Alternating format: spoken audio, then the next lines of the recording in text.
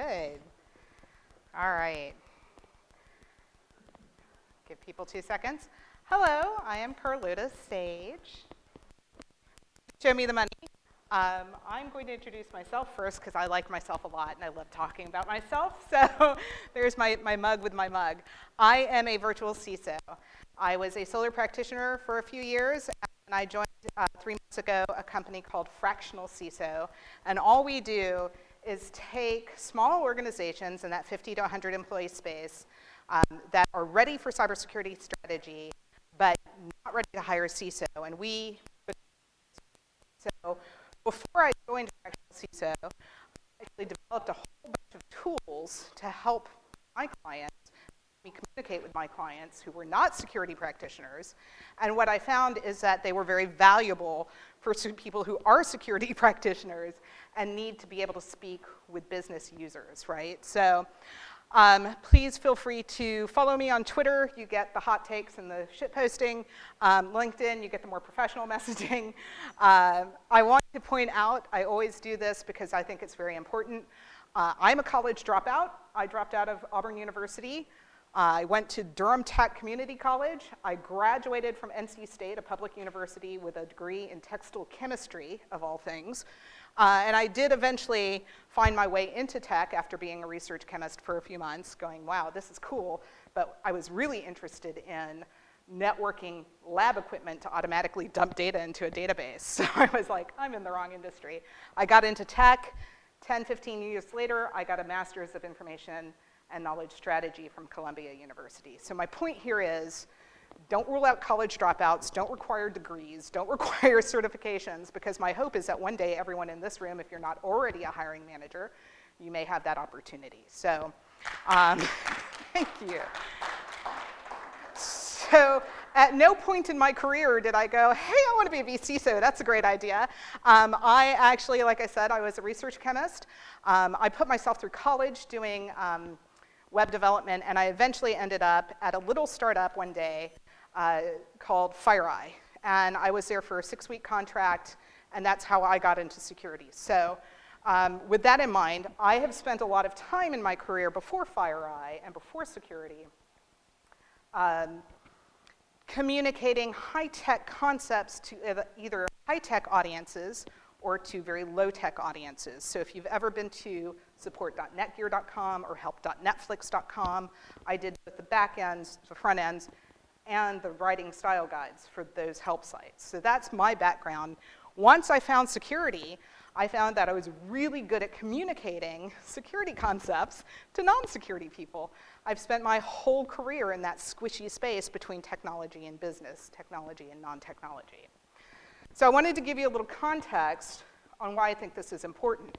I think it's important because in the United States alone, much less the whole world, in the US alone, there are 5.6 million plus small businesses, and that's 500 or fewer employees, and this is as of 2016, so I don't know how the pandemic has affected that number.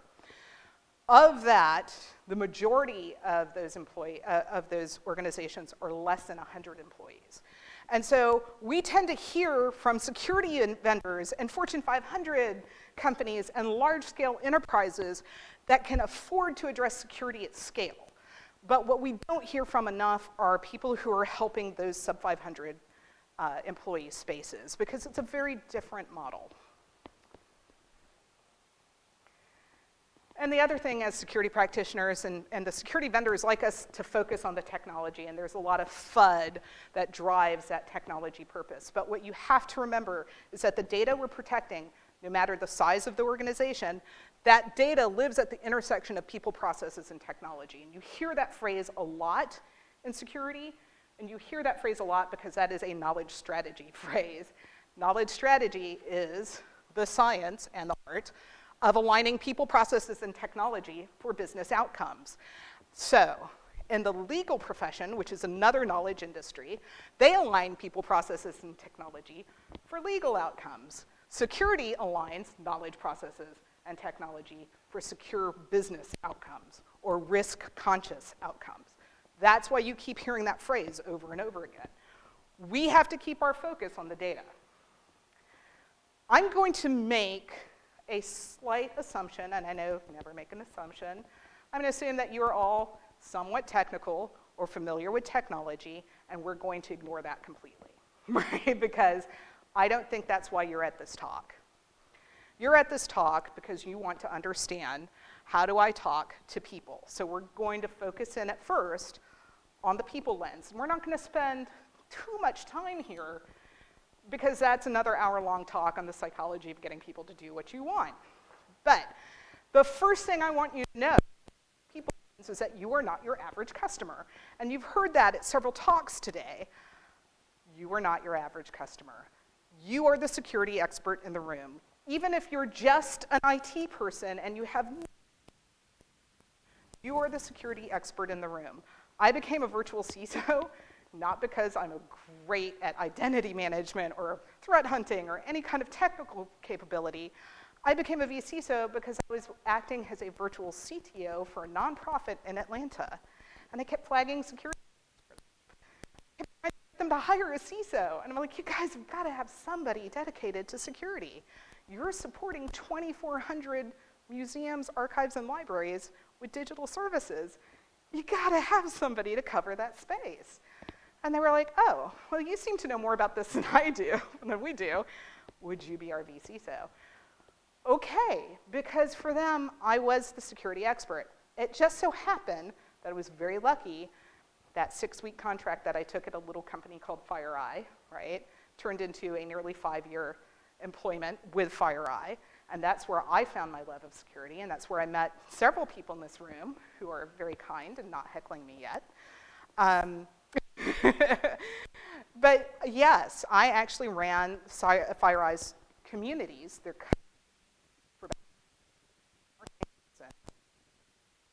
didn't know technology, wasn't interested in security, and those communities were getting neglected. So I got my security experience through 3 years of helping random security teams solve random problems. And sometimes they were hardware problems, and sometimes they were product problems, but they were always security-related problems. So when I took that vCISO role, I was like, okay, well, I've got a passing familiarity with NIST, and I've got some other handy things like that. I had already gone and gotten my CISP because I thought, why not? You know, that seems like an interesting space. Yeah. So yes, you are not your average customer. Even though I was not a Paul Melson, for example, I knew more about security than they did. And more importantly, I was more curious, and I was more willing to help. You succeed building a security program until others in your organization are invested in your success. That means that you've got to figure out how to build empathy. That means you have to be empathetic, right? You have to build collaboration. You have to make them feel like they are a part of the security process. And that means that you have to take a lot of the jargon out of things, right? You can't come in here and immediately go, we're going to go SOC 2 and NIST and blah and blah and blah. They're like, okay, what does that mean and what's that going to cost and do we really have to do it? You know, I'll show you the tool that I used basically to get that buy-in in just a moment. The last thing I want you to remember about people, well, not the last thing, the last key thing, any friction that you introduce to somebody else's process or work is immediately an obstacle. I have seen IT organizations try to turn on multi-factor authentication, and the level of drama, oh my God, I have to pull out my phone and click something so that I can log in. That was just ridiculous, but it's because they're like, hey, we're gonna make this more secure, we're gonna turn on MFA. And they never gave anyone the context on why it's important and why it's important for you to do it. Because if you just tell somebody, hey, you know, security is a relay race, you start that race off with MFA, and then you run a little bit, and then you hand me the baton, and then I take it and I run a little bit. You know, when you make it something that they are a part of, you know, you using multi-factor authentication is a single thing that we can do as an organization to protect ourselves from ransomware. Make them a part of that process, and that friction is no longer an obstacle. They are now a part of the solution. So anytime that you're introducing an extra step into somebody's workflow, you're an obstacle. So I want you to keep those 3 things in mind when you deal with the people in your organization. You need to learn, as we said, to understand and empathize with your audience. That means you have to understand what they care about. Your exec team cares about operational costs. They are not just paying somebody $100,000. They are paying somebody $100,000 plus the $30,000 of overhead that it takes to have that person's butt in a seat or pay for licensing for software or pay for training and pay for travel. If they're remote, they're paying other things. There's still operational overhead. So there are costs that are hidden to us as employees that we start to learn about as we start communicating more with that side of the house. The other thing are risks, right? And for our purposes, a risk is anything that can put pressure on the business that may change the spending above and beyond the expected operational costs. So anything that loses us money or makes us spend money that we weren't planning on losing or spending, that is now a risk. So that's a business risk. That's a very different concept from what a security risk is from an APT or a risk assessment that we as security professionals do. So when we talk about risk with the business side of the house, we need to understand that their definition of risk is very different from ours. And don't just accept this. Ask them, right? Hey, this is how we think of risk and security. My understanding is that business thinks of it this way. Is that how you think of it? Now you've engaged them in a conversation, and they see that you are trying to understand what they're doing. Now they're more interested in what you're doing, right? That's that building that investment in your success. If they understand what you need to be successful, then they will be more bought in. Your internal customers are, whether they know it or not, they're constantly optimizing for work. We want to do more with less effort, right? And that's why when I say any friction you introduce becomes an obstacle, it's because you're screwing with their optimization of work.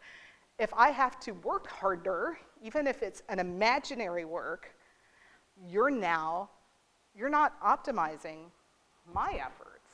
So you have to make sure that they understand that everything that you're asking them to do, go to a single sign-on portal to sign in, go do this, let us know when you're engaging Lucid charts or whatever, when you're getting a third-party software. You need to make it not, I'm doing this to interrupt your workflow. You need to make it a part of their workflow, and you need to make it so they want to tell you these things, because eventually you want to make it sound like I'm making this so that it feels a little painful now, but in the long run, help you do less work or get more return on your effort. Recognition is huge. We do not do it enough, and that's because we, and as several speakers have already mentioned this weekend, we think of ourselves as security experts, and I hear cow workers, and I hear stupid users, and I hear the problem exists between the chair and the keyboard. That's great. It's not helpful. People feel like you're talking down to them. You are. You're being a bit arrogant. You're being a little condescending, or maybe a lot arrogant and a lot condescending. The whole part of that is that you're making them tune out. Because if you feel like I'm stupid, why should I listen to you? Shaming them for doing what they usually do, what any human who isn't a security person is going to do. Recognize when they do what you consider really basic things. I think the big with that Atlanta team, right? This is a nonprofit. You had very deeply technical, really wonderful people who were very good at their job in IT or in development. And you had really great librarian types who were really great at librarian things. But they're very smart. They're just not smart about security. So you've got to make sure that you recognize when they do things that you do want to encourage. The biggest thing that we did was we had a little, in the all-employee channel, once a week, one of the IT people went in there and said, hey, thanks for sending us this phishing email, so-and-so. You were absolutely right. What they're doing is they're saying, you're a part of this process. You've made my job easier. You've helped protect the company. You're a part of this too, and I appreciate that. And that went so much further than any cybersecurity training I've ever seen. I mean, you need the basic training, don't get me wrong, but that weekly drip of, thank you, you did this right. Now everyone else sees it, and now everyone else learns. And it's just this wonderful little self-propelling, kind of energy where now people feel more bought in. And that brings us back to success. How do you become a part of their success so that they can become a part of your success? If you're recognizing them publicly for doing the right thing, even though it's not their job, you've just made them more successful. And if you can actually make them successful at their job, make them more successful there as well, that just makes everything that much easier. They now are more interested in making sure that you are successful. Does that make sense? I'm going to pause there. Are there any questions about engaging people? This is a little bit of social engineering inside your own company. Is anyone uncomfortable or disagree with that concept? Okay, I'm seeing lots of no, that makes sense. Okay. So, we're going to go right into the process, Liz. And I know I'm just chewing through this content because the next part is going to take a little bit longer. And I'm going to give you a demo in Excel eventually, but for the moment, we're going to talk about this security maturity model. This is a model that I developed because I wanted to be able to say to these wonderful business people who have no interest in technology or security beyond, we've hired what seem to be really good technical people and they seem to be doing the right thing. I need to make that CEO and that CFO understand why we need a security budget. But that means I need to make them understand what not so great security looks like versus pretty healthy security. And I don't want to make it bad versus good. I want to make it robust, right? I want to make it healthy. This is not so healthy. Like, that's easy. That's an easy concept. If I eat a candy bar for lunch, that's not so healthy. If I eat a salad for lunch, that's healthy. When you frame security in this way to a business, they really get it. I've gotten so much good feedback on this. I've had friends who are CISOs at very large companies take this and use it. I've had friends who are customer success managers at very large security vendors take this and use it to train their customer service team so that they understand the pressures that are on the business that they're serving, right? I've had Mandiant and Talos consultants share this with their people that they serve. So it seems to be a pretty robust model that applies not just to small organizations, but pretty universally. And I break it up by organizations.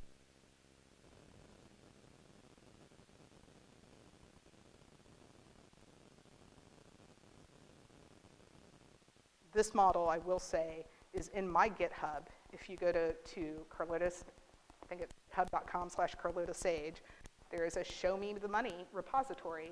You can download all of these models and worksheets that I'm going to share with you today, and you can customize them and use them in your own organizations in whatever way is meaningful for you. So from that perspective, I wanted to not only show what's healthy and what's not healthy, I wanted to show the pressures that drive you in each direction. It's like, okay, you've shown me what's healthy and what's not healthy, and now you're asking me for a budget, and what does that really mean? Here you go. Here's how you move, not just with technology, here's how you move from less healthy to healthy. And I'm going to tell you what we're really here for is the money lens, right? Because when you're a very small organization, proving ROI to get money, to build your security program, if you're a security practitioner, an IT person, you maybe have never had to do this. Maybe you've never had an econ course, maybe you never had a business course in school. This is something that may be new to you. Maybe it's not, but hopefully it will make sense. I started with a simple ROI calculator. And actually, I'm going to show it to you. If you download the risk and recovery worksheets from my GitHub, you can go and play with these. And I tried to be on this risk and recovery model.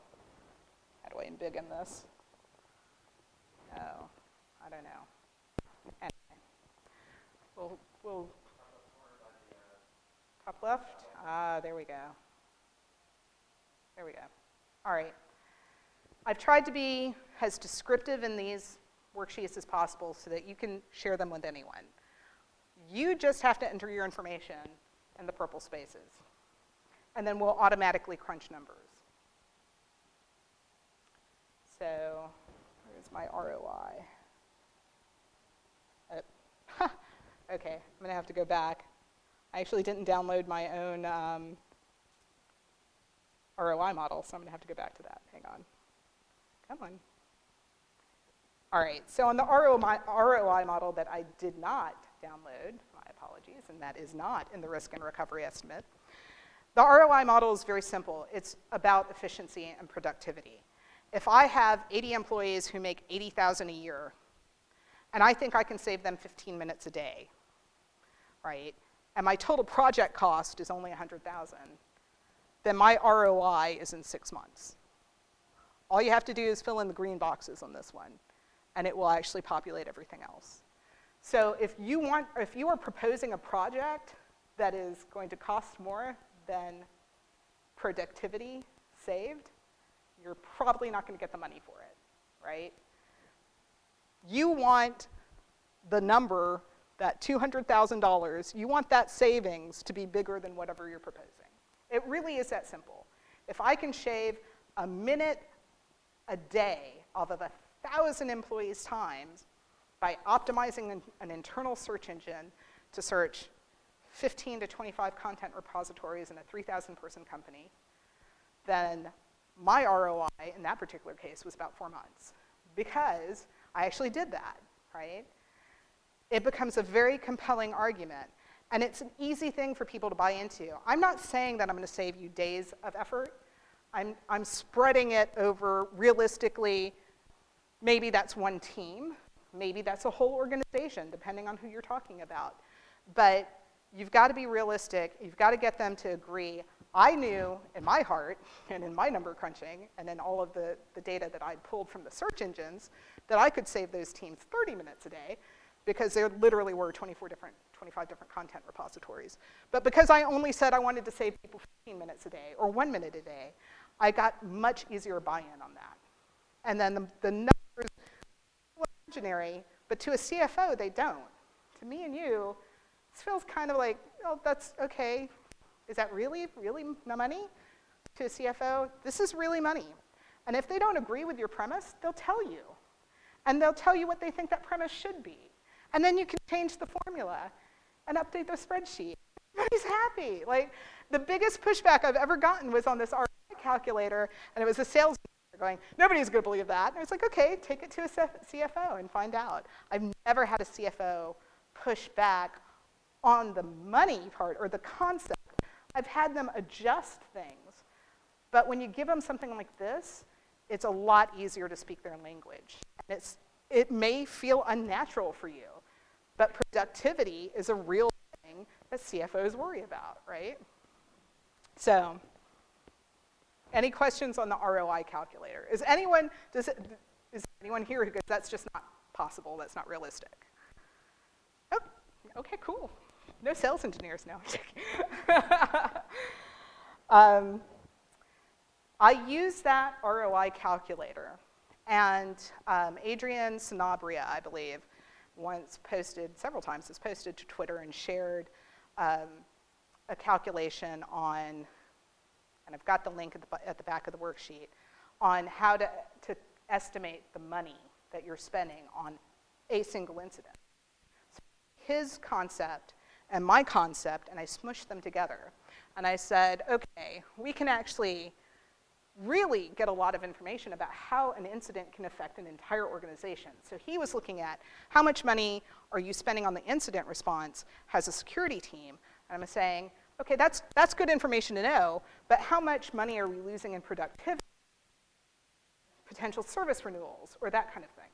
So here's where I'm going to pull up this fancy worksheet that I put together for you. So that's it. You know, in real life, if I've got something, an incident that, you know, takes 60 minutes, maybe my internal portal for something, my internal portal to the CRM or something is down for 60 minutes, how much money am I really losing in productivity? Because then if that happens once a year, maybe we're willing to accept that risk. But if that's happening continually, now you can say, okay, well, $3,000, you know, $11,000 total, not that big a deal. It's a big deal if you're a small organization. If you make, you know, a couple $100,000 a month and you're a nonprofit, that $11,000 is a really big deal.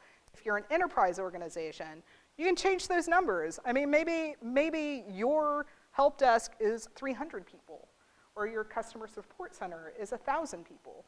You put those numbers in, you can get a good idea of how much things really cost you in terms of time loss. If people are not hammering on their keyboard for an hour, how much money am I really losing?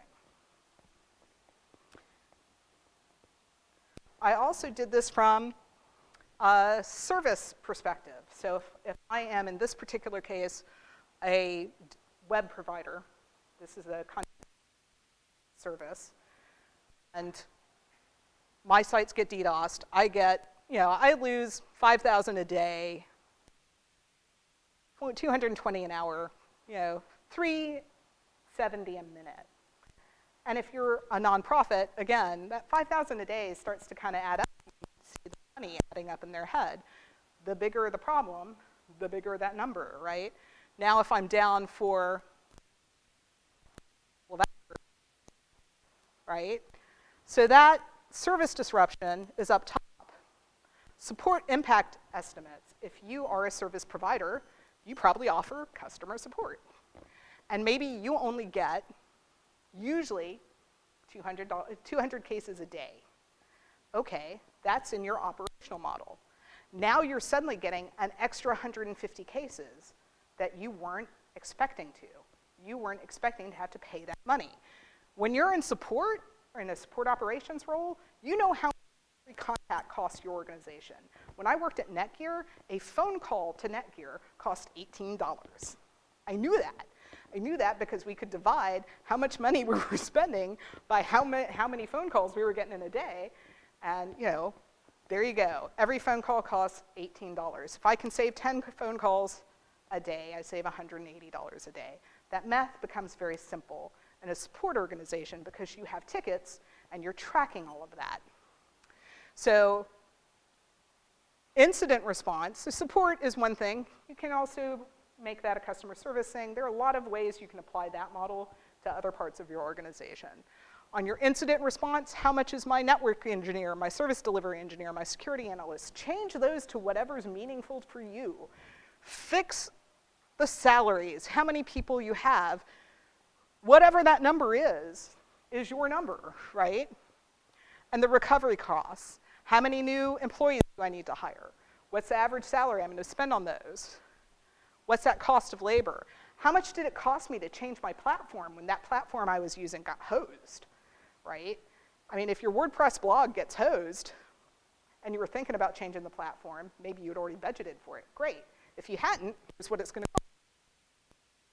How much does it cost me to train people on whatever has happened, whatever change I now have to make? How much money do I need to spend on PR or on internal communications? Those are all numbers that you can track. Talk to your CFO. They'll give them to you, right? So, maybe the total spent on recovery here is $18,000 plus another $1,500 plus another $1,500. plus whatever you're losing on the service side, those numbers start to add up. You can see the CFOs doing the calculations in their head. Does this make sense? I've tried to put a lot of, like I said, I tried to put a lot of explanation in the boxes so that, again, this is a conversation starter. If you take this to your CFO and go, somebody gave this to me, it seems to make sense to me. Does it make sense to you? Let's talk about this. Now, when you give them these kinds of numbers, now you can say, there is a cost associated, right, with responding to an incident that may not be obvious. We'll go through some other numbers in a minute. But we also have some application development stuff, really simple model, ransomware. This is not a calculator. There is, I think in the notes on this worksheet, there is a link to a consulting group that does have a calculator that's based on their own customer base. You tell them how many endpoints you have, and whatever theoretical problem has happened, they'll tell you an estimate of what that incident will cost you. I don't know how accurate that is. I don't have that insight, so I'm not going to show that off per se. But what I want your CFO and your CEO to understand is that there is a cost associated with not doing security. So now you've shown them the cost of doing security. You've shown them the cost of an incident. Here's what it's going to cost potentially if we don't do security. And we end up in one of the FBI's, BEC reports, or, there's a lot of stuff here. Sophos, Secure World. I think it was Sophos who has a really fantastic market research that was done. They went to an outside firm and said, we want to do research to cover even people who aren't our clients. And they went out and did it. And they have all of this great information. They update that report regularly. It's worth going to look. And I'm pretty sure I've included a link in the notes. So if you click over to the helpful resources, you've got some of those things that I've researched as well. Let's zoom this in a little bit more. So that's just a really quick and dirty walk through that Excel file. Is there anything there that makes people go, that doesn't make sense? Or does it feel pretty natural? Because I feel like even for security practitioners who aren't, math geniuses, I'm not, this felt good.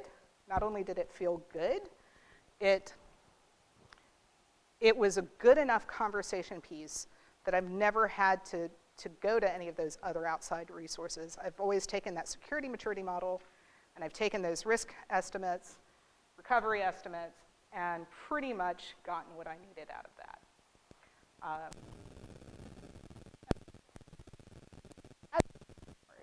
That's the show me the money part. So there are other tools that I'm going to show you since I have plenty of time, and I could talk more about myself, but you're here to learn. I'm going to bounce back to the security maturity model, because once you've shown those numbers, now you come back and you can say, okay, if we want to talk about technology, and here's where X amount of spend will get us. And you can figure that out with your CEO and CFO on how much they want to spend, where they want to be.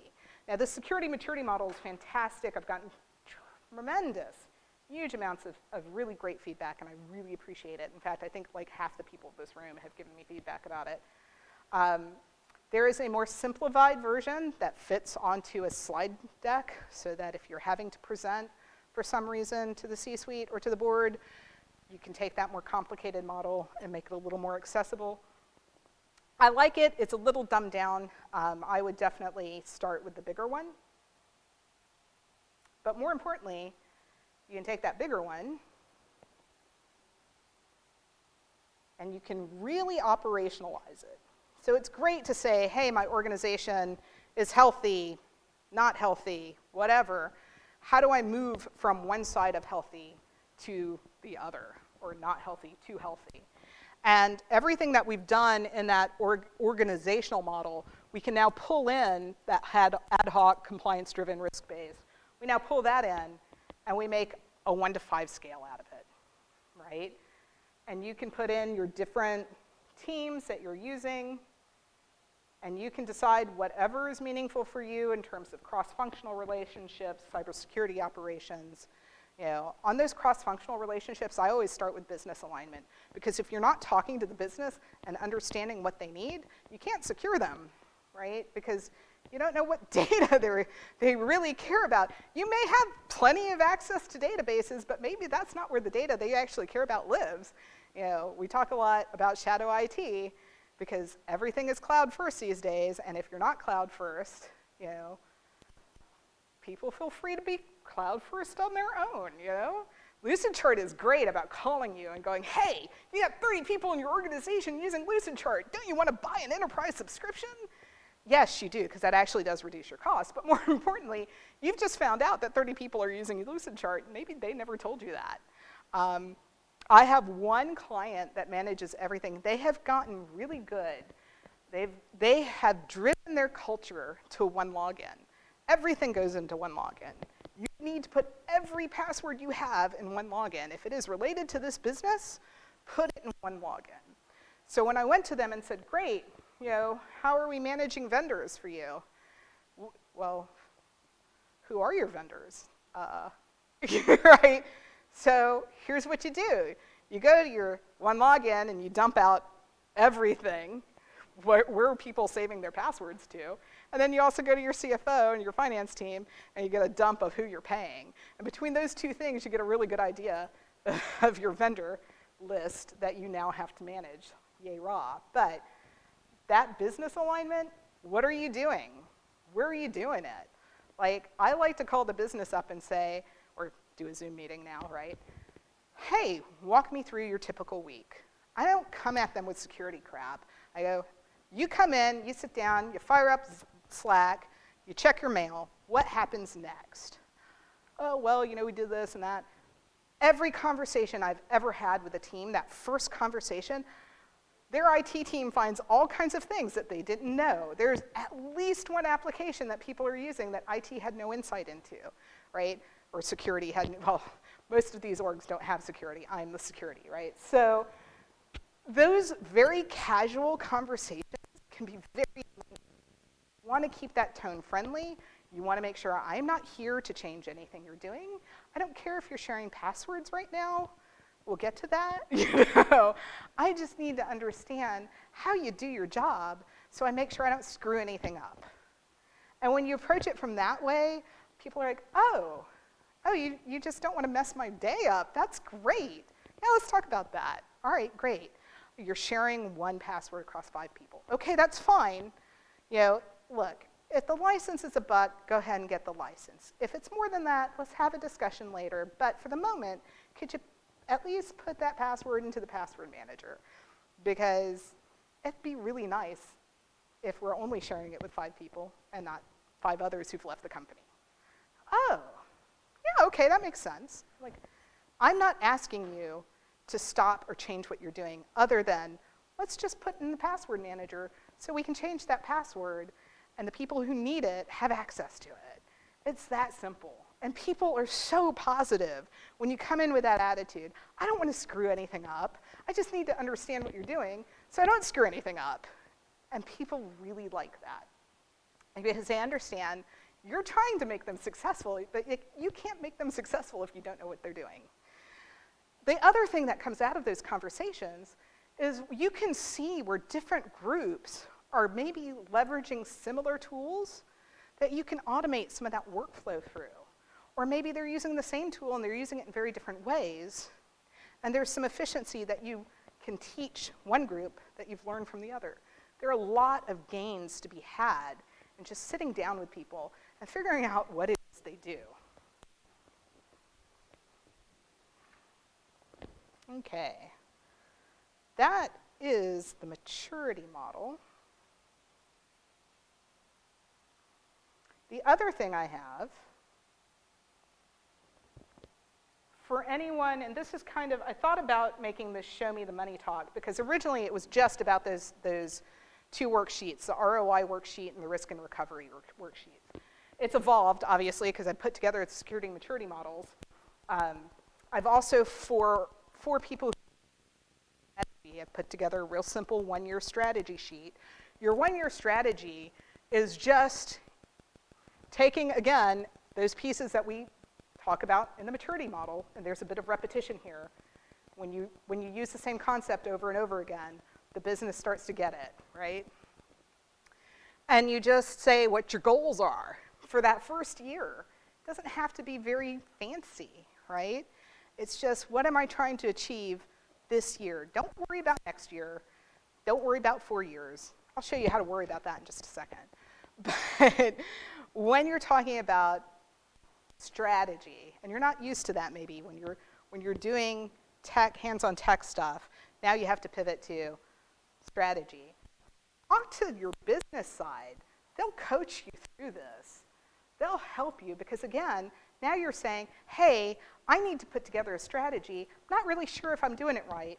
Now you're making them invested in your success, right? I think that this is what we need to do, and they can talk through that with you. And now they also know your strategy before you have to go to any kind of meeting, right? And you have a chance for somebody who maybe has more experience in building those strategies and those one-year strategies. They can take a look at this and help you through it. I also had a request at some point for a roadmap. And this is still a little bit in flux. And this is actually,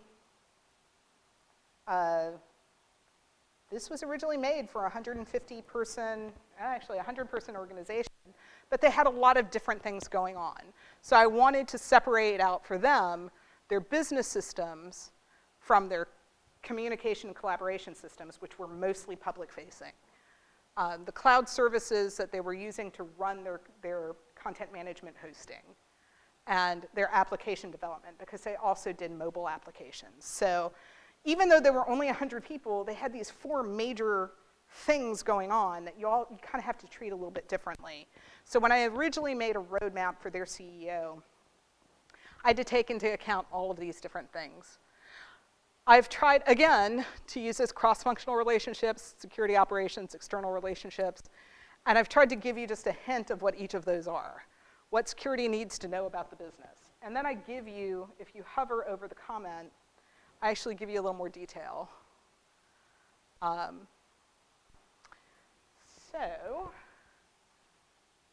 let's see. So your year one, let's make this a little bit bigger. My other favorite, I've had one pushback on this, and that pushback was, adversaries don't care about your roadmap. And I'm like, you're absolutely right.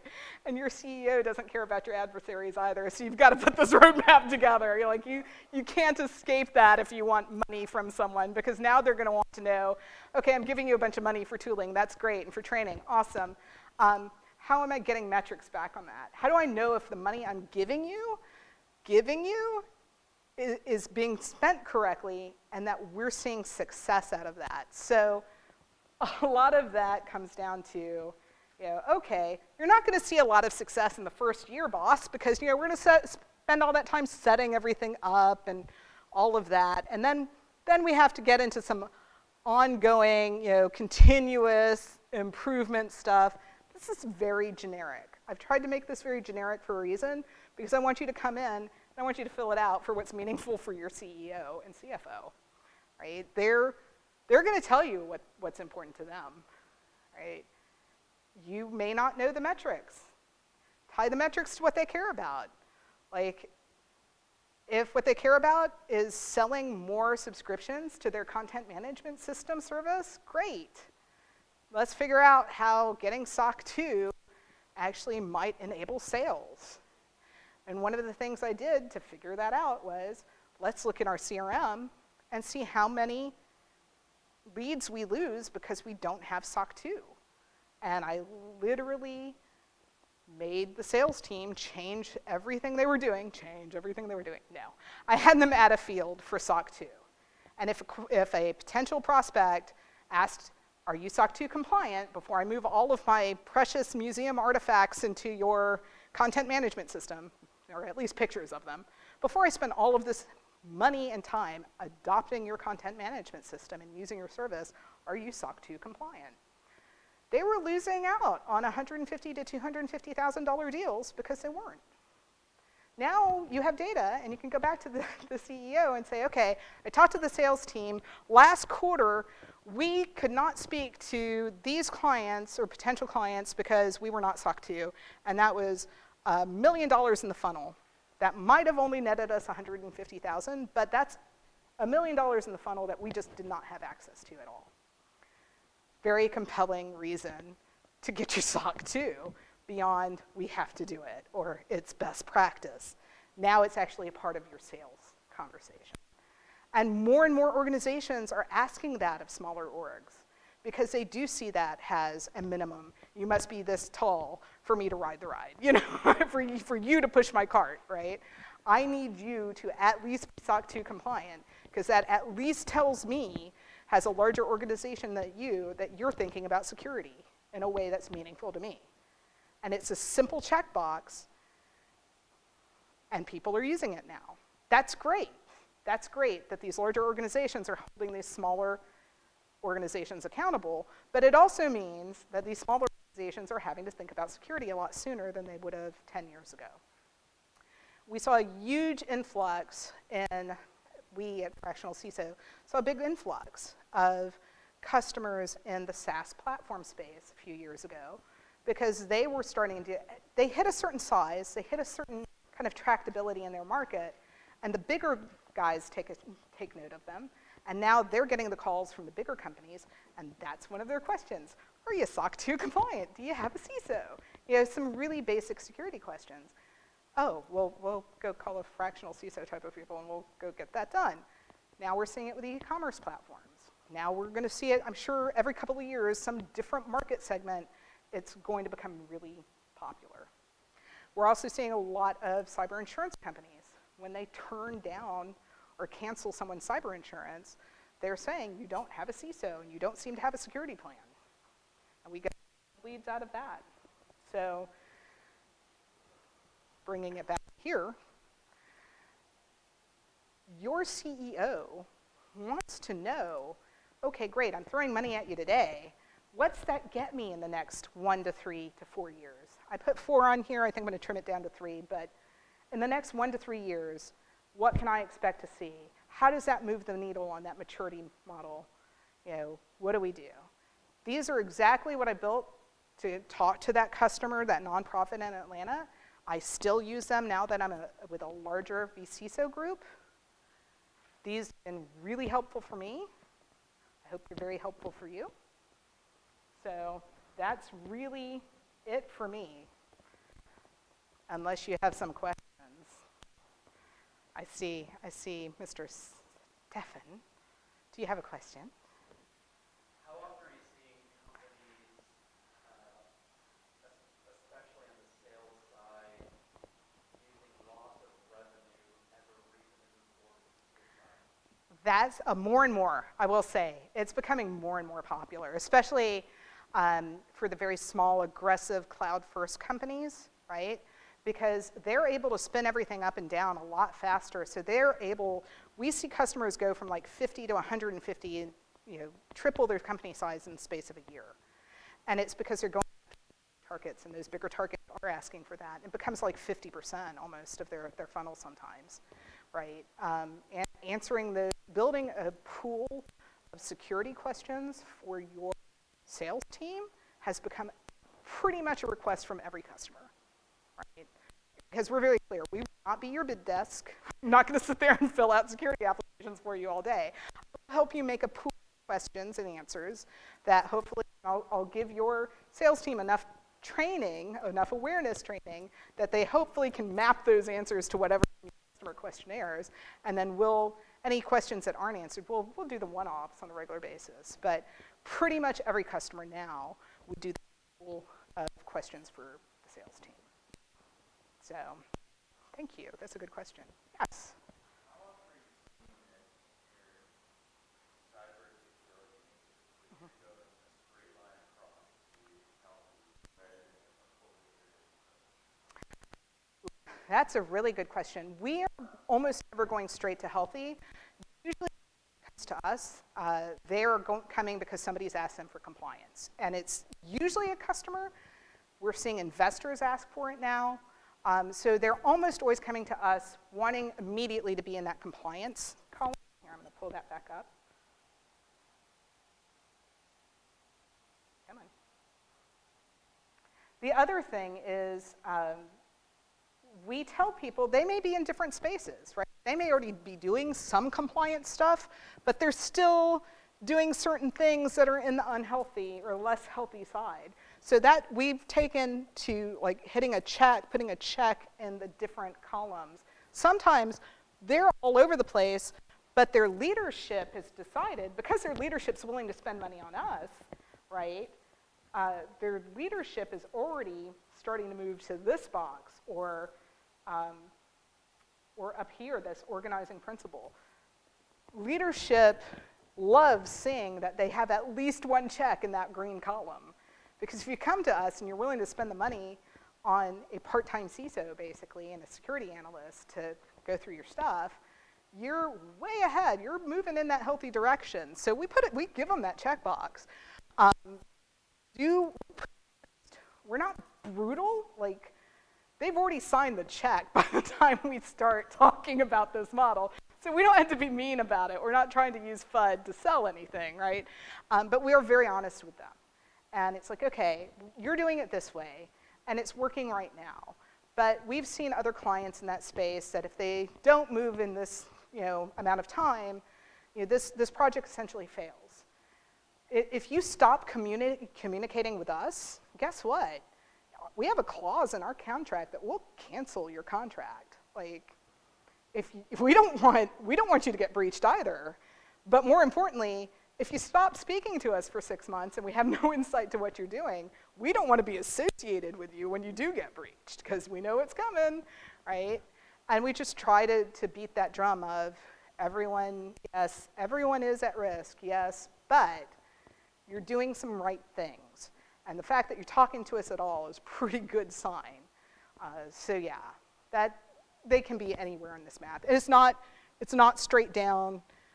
They can be, like I said, they're often coming to us somewhere between that red and yellow column. And I've got one client that is already somewhere, like I've been working with them for 2 weeks, and I'm still in the discovery process, right?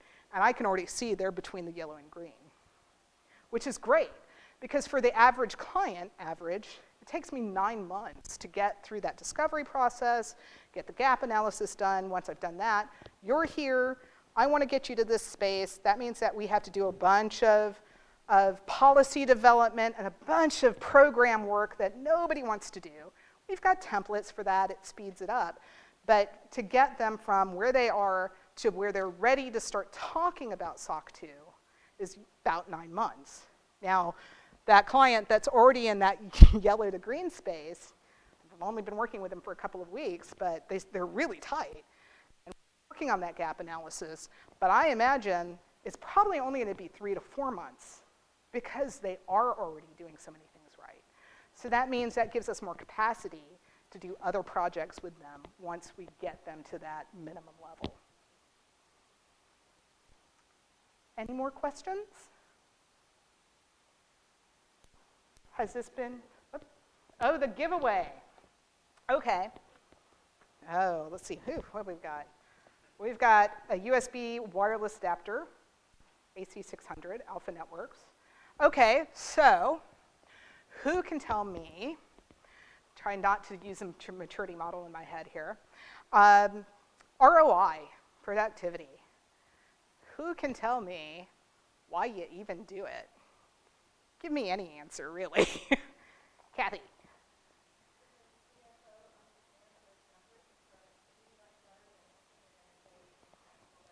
Yes, absolutely. Come get your prize.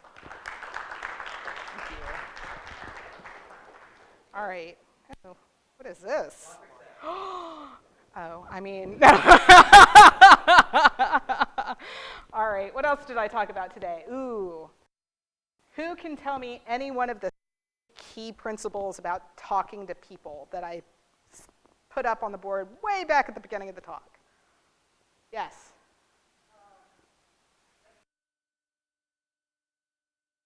Yes. Ready? Oh, not quite. All right. Thank you, everyone. I hope this was meaningful for you. If you have any questions, you can hit me up on LinkedIn, you can hit me up on Twitter, you can catch me in the hall, whatever. Have a great rest of your day, evening.